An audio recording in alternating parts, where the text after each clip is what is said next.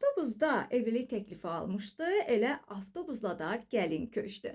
Bəli, məlum olduğu kimi sosial şəbəkələrdə bu günlərdə gündəm olan evlilik təklifi, avtobusda evlilik təklifi xəbərini gündəmə gətirmişdi və həmin hadisənin ardı serial kimi davam eləyir. Belə ki, artıq toy xəbərini diqqətinizə çatdırırıq. Qeyd eləyək ki, bugün 11 may tarixidir. Xəbərimiz isə budur. Belə ki, sosial şəbəkələrdə yayılan maraqlı toy görüntüləri izləyicilərin diqqətini çəkib. Belə ki, bir müddət əvvəl avtobusda sevdiyi xanımla evlilik təklif etməsiyle gündəmə gələn sürücünün toyu baş tutub və cütlüyün ən çox müzakirə olunan məqamı isə bəy gəlin maşını kimi avtobusdan istifadə etmələri olub və toy günü xüsusi bəzədilən avtobus ətrafdakı insanların da marağına səbəb olub haqlı olaraq.